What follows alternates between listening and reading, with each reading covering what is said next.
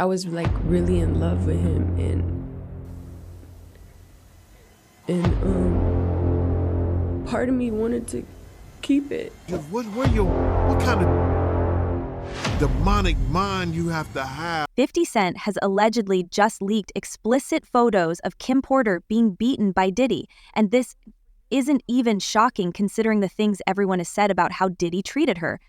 Diddy has always publicly said how much he loved Kim, but Gene Deal believes the truth is different. He came out with a new album, man, called Love, and he got a song on there called Kim Porter. How you feel about that? I think that's probably a great thing to do. You know what I'm saying? To honor the person that you said you love. To honor the woman who gave you a scar on your wrist for the rest of your life that you could always look at and remember. You know what I'm saying? So if he put that song out there to her, I guess he wanted to honor her. But he gonna always remember her. Kim was who Kim was. And then if he ever try to forget her, all he had to do is look at his wrist. What you mean by that when you say that, Kim Porter gave Puffy a scar? One night when they were at home at Kim's house on 110th Street, he wanted to, put his hands on her in the wrong way. And Kim took one of those corkscrews and ripped his wrist up and hit an artery.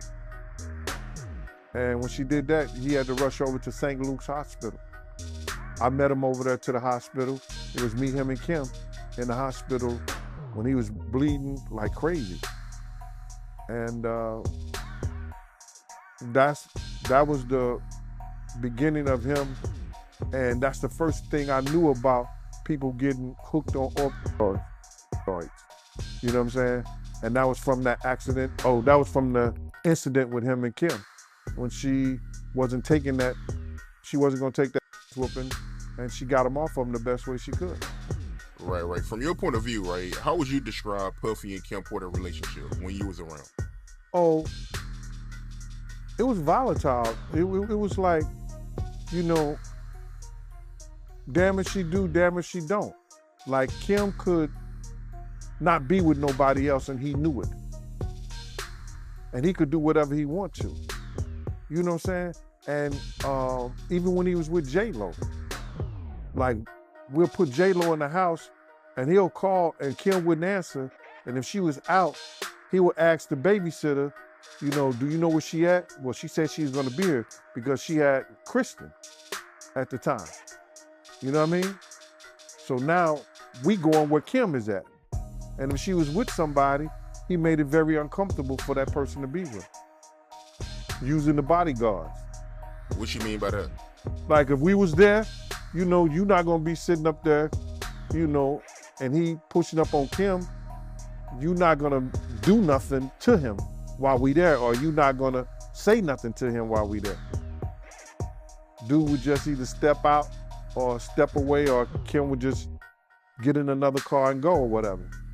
Right, but from the outside looking in, right, from my point of view, it does look like he, is living with a regret when it comes to it. My man coulda, woulda, shoulda, all that look good for the media. It turns out that life with Diddy was actually very, very bleak for Kim Porter. Kim Porter, we all know about the time that she cut Diddy with a corkscrew. Do you recall any other time that her and Diddy got into it? Well, I could hear it in the suite, in the hotel suite. And then sometimes when Kim lived on 70th something street, and I would go upstairs with Diddy, you could hear the in the hallway. And I would just shake my head when he come out or whatever, and Kim would be in the house. And it's always about where she was at or who she was dealing with. You know what I mean? So I'm not gonna see you physically put your hands on nobody. I don't give a who you are, or what. I'm not gonna see you physically put your hands on her. You understand? That's not gonna be me. First of all, I can't. The position I was in, you understand? Investigator for child abuse, work for Elite Investigations. New York State parole officer. I'm mandated to do something. You understand? I'm mandated to do something. If she says, yo, his bodyguard was right there, but I'm still moonlighting. I'm moonlighting as his bodyguard. I'm working as his bodyguard, but I still have that other function as a state officer. I'm mandated to do something. Crazy, man. So you could hear Diddy putting hands on Kim Porter. Well, see, he always do, like I told you, he be doing that. He'll start off, he'll have something on his mind, and he'll like that play fight with them. You understand? And he'll be hurting them when they to the point where they'll be like, yo, stop. You know what I'm saying? But you know, they got the room is locked. You don't hear none of that. And then, you know, Kim would walk out in her white robe, and you could see it in her face. But what are you gonna do? Right. I always wanted to ask you this, man. Do you know anything about these after parties that Diddy be having? Which after parties? There's a lot of after parties. There's a lot of after parties for a lot of different reasons. There's after parties if we doing it at the hotel after we do a party, or there's after parties after the after party. You understand? right. I guess the one people talk about is the after party. Well, those will be when him and somebody that he needs something from or wants something from, and he'll get those girls and he'll line them up with him. There has been a lot of speculation on Kim Porter's death. A couple of years back, there was a lot of speculation swirling around the untimely passing of Kim Porter, especially from the father of her eldest child. Let's rewind to November 2018, when Kim, just 47 at the time, tragically passed away at her home. The official report cited lobar pneumonia as the cause, stamped with a natural label by the coroner. Surprisingly, there were no red flags in her medical history except for some recent flu-like symptoms. Before her relationship with Sean Diddy Combs, Kim had a son with record producer Al B. Sure, aka Albert Joseph Brown II, cementing her place in the music industry's history. Now, Al B. Sure has been vocal about his skepticism regarding the cause of Kim's passing. He's even gone as far as suggesting that she might have been running from something in the lead up to her death, even encouraging her to reach out to the FBI for assistance. Jaguar Wright has corroborated his claims and added that Diddy may well have killed Kim Porter. Kim died from pneumonia, but there's the first coroner's report that said that she died.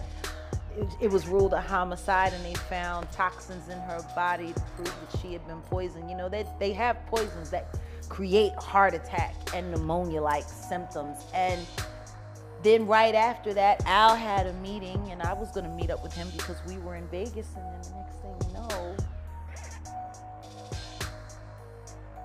you want to know what they all had in common, though? The survivors and the late of Uptown Records, they were all writing tell-all books. Andre was writing a book right before he died. Heavy D was working on a book before he died. Kim Porter was working on a book before she died. And Al B. Sure was working on the documentary of his life.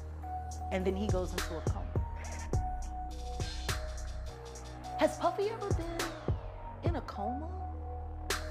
Has anything happened to him? He must be the luckiest motherfucker, because it seems like everybody that worked.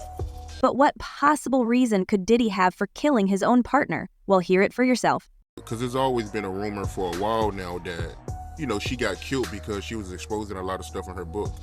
Is there any truth to that? Unless they can hide some, unless she did her book on Google Duo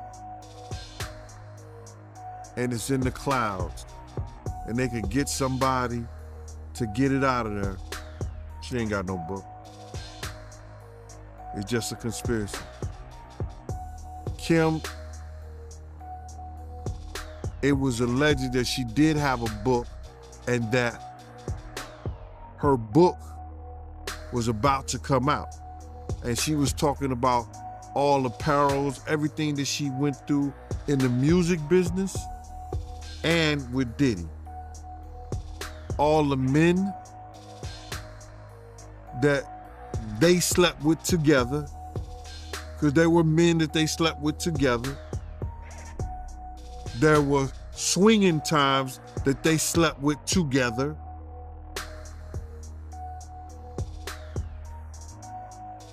I don't know, man. How do you put your girl through some shit like that? Or how you look at your girl and knowing that she's in another dude? What kind of demonic mind you have to be that far gone where that shit don't bother you for somebody that you love? But Kim Book was going to express all that. And I hope she did her book on Google Docs, or she did her book somewhere that is floating in the cloud of the internet that somebody could go get it one day. But I'm sure that he probably got hold to those tablets or whatever she had, allegedly, and got rid of them. They swimming with the fishes. Wow, man. So she was about to expose all that in her book, them sleeping with men together. She was gonna expose everything. I heard it was tell all. Yeah, that's crazy, man. Just curious, right? Did you know that Diddy and Kim had that type of relationship back then in real time? Yeah. Because I know somebody personally that lives in Atlanta that was swinging with them, and I would never mention his name because he's a good brother and he knows my family down there. You know, he knows my family down there, and I would never, put his name out there like that. He's been in the music business. He done put a lot of groups, A-listed groups out there, especially A-listed groups from Atlanta. So I would never put his name out there like that. But, I got the key, I got the pass key to everything. But then when, they needed more ice or they needed bottles and stuff like that, when I used to go to the door and I knock on the door and they open the door, and then, my nosy, whoa, you see certain shit. Or they sitting in the jacuzzi together, all of them. How Diddy treated Kim sounds dangerously close to what one of his other exes, Gina H., went through. The night before I met him, so we were out all night, and me and her, we were with a couple of guys, and they were like, let's go to Puffy's house. So we were just like, okay, whatever. It was like 9 a.m. Wow, we were Puffy's house at 9 a.m? I mean, no one was there, but he was up too, though. Okay. And so we went to his house at like 9 a.m, and when I first walked in, I'm very like a chill person. I can tell. And so like I could walk into a White House and still be chill, but like inside I'm like screaming, oh my God. But when I came to his house, obviously I was kind of like, I don't know, I guess like starstruck in a way, because I'm from Nebraska, so I'm not around none of this. So but I'm chill though. And he came, so when I came, he was like, you not happy to see me? Oh, you at Diddy's house, that mean you made it. The cockiness. Yeah. Okay, Diddy. I was like,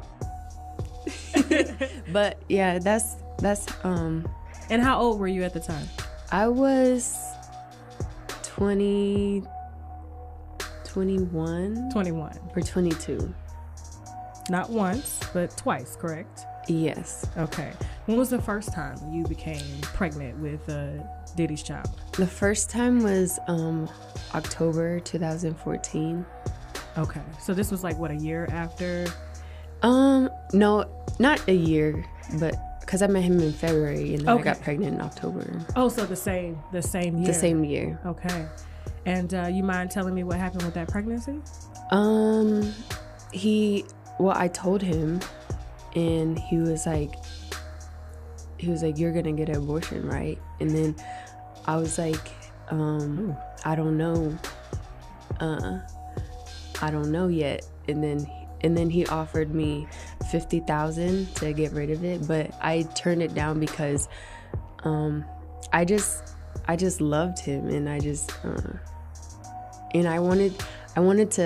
was like trying to prove that I wasn't the girl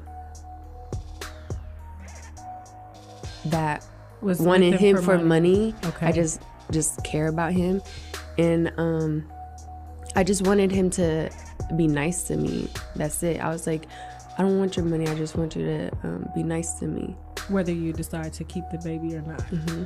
So would it be fair to say that he was an ass about it? I mean, offering somebody $50,000 to abort a baby, whew, he must really want it gone bad. Let's talk about baby 2. When did baby 2 come? Last year in August.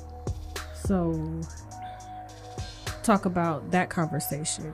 You're pregnant, you tell him, and this is obviously after 6 years of you guys being together. And mind you, it wasn't my fault that I got pregnant. I told him, because I have like this period app and it tells me when I'm ovulating and stuff. So I told him that I'm ovulating, so don't do it. But he just did it anyway, and then I got pregnant, and he like, okay, just get an abortion, like no hesitation. But this time was harder for me because I had been with him for so long, and I was like really in love with him, and part of me wanted to keep it, but he didn't want it. So